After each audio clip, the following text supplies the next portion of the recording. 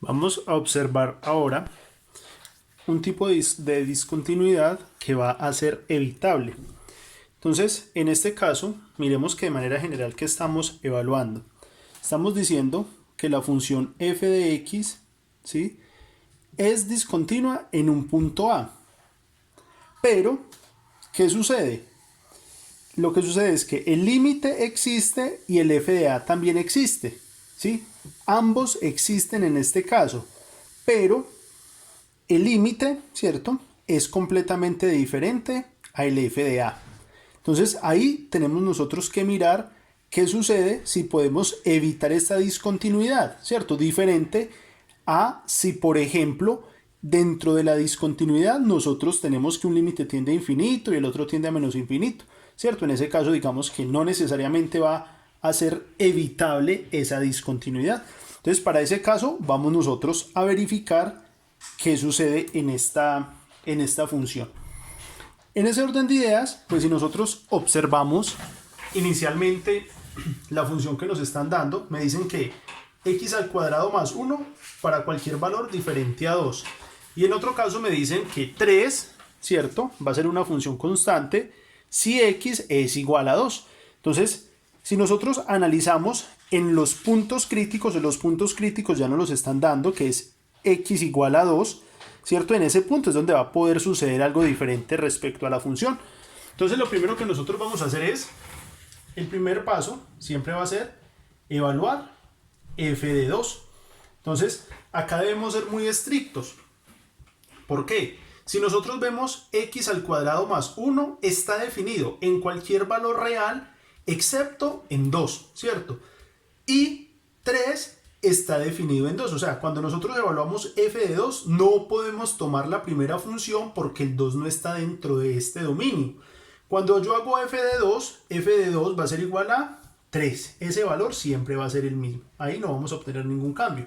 Entonces ya tenemos esa relación. Entonces sería el primer punto. Recordemos que el segundo punto va a ser evaluar los límites, ¿cierto? Entonces al evaluar el límite lo vamos a evaluar en 2, ¿cierto? Pero por la izquierda y por la derecha. No exactamente en 2, que es lo que estoy mostrando acá. Entonces, para el límite obligatoriamente tenemos que tomar la función x cuadrado más 1, ¿sí? Entonces, en ese caso voy a tomar simplemente tres valores. Entonces voy a decir el límite cuando x tiende a 2, voy a decir que por la derecha y por la izquierda, ¿de qué función tiene que ser? Pues tiene que ser de la función x al cuadrado más 1, ¿sí? X al cuadrado más 1.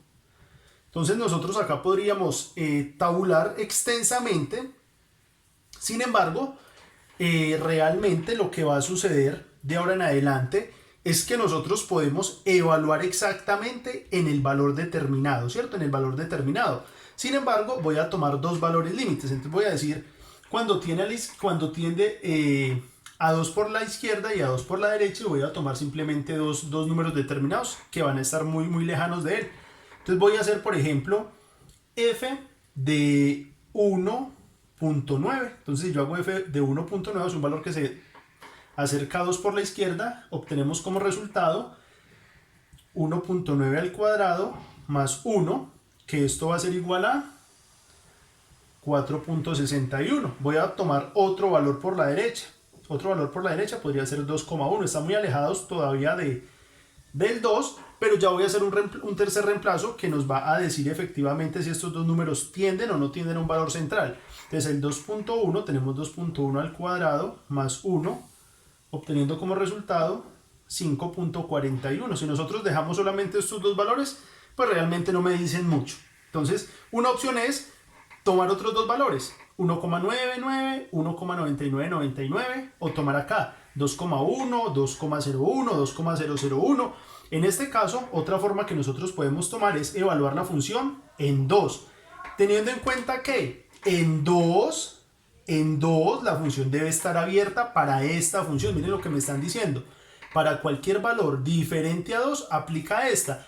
Y para 2 exactamente es 3. Entonces este es un truco, por así decirlo, que nosotros podemos aplicar para comprobar si efectivamente estos dos valores que tengo acá tienden a un valor muy cercano que es el que me va a aparecer acá. Entonces, en este caso haríamos 2 al cuadrado más 1. Entonces, nosotros decimos que esto es 5. Y, pues, de alguna manera podemos decir que por la izquierda sí se está acercando a 5. Sí, este está tendiendo a 5. De igual modo, si tenemos alguna duda, les repito, lo que hacemos es aproximarnos 1,9, 1,99 y así sucesivamente. Y de igual modo, miremos que este también debe estar tendiendo a 5. O sea, cuando nosotros nos acercamos más a 2, este número va a tender más a 5. Entonces, efectivamente, el límite va a ser 5. En este caso determinado, si nosotros analizamos, miren que f de 2 nos dio 3. O sea, si yo evalúo la función en 2, el resultado va a ser 3. Va a ser 3. Pero si yo quiero graficar esta función, a ver, esta función, si yo le pongo un 0 a esto, entonces en 0, la función como es positiva va a ir hacia arriba, yo no voy a tabular, simplemente lo voy a graficar de manera genérica. En 0, la función vale 1, o sea que va a ser 0,1. Voy a obtener otro valor, voy a decir el valor en 3, a ver, en 3 ¿cuánto es la función? 3 por 3, 9, más 1, 10, o sea que en 3 esta función va a ser 3, 1, 2, 3, 4, 5, 6, 7, 8, 9, 10, ¿cierto? Y pues en menos 3 yo aquí lo estoy haciendo de manera, o sea, sin tabular, porque no es necesario siempre tabular, dependiendo de la función que nosotros tengamos. Como yo sé que es una cuadrática, ya con 3 puntos, yo sé que por ahí va a pasar. Entonces vamos a tener, este va a ser nuestro vértice, y la función va a pasar por estos 2 puntos. Entonces, efectivamente, si nosotros graficamos, bueno, la función por acá en algún punto, en 2 debería valer 5, pero no vale 5, sino que vale 3. 5, 3, 5. O sea, esta función, en teoría, va a pasar por este punto, pero miremos que el reflejo no está ahí. Entonces esta función sí va a pasar por este punto de acá. Entonces miremos que acá construí de alguna manera mi gráfica, ¿cierto? Esta sería mi gráfica. Entonces, si nosotros observamos, ojo, recordemos que este punto que dibujé en azul quiere decir que la función ahí no está definida. Entonces, resulta que nosotros podemos hacer que esa función ahí sea continua. ¿De qué manera? Pues de la siguiente manera. Necesitamos redefinir la función original. Por eso se llama discontinuidad evitable, porque matemáticamente hay una manera de evitar que la función sea discontinua. Porque miren lo que estoy diciendo.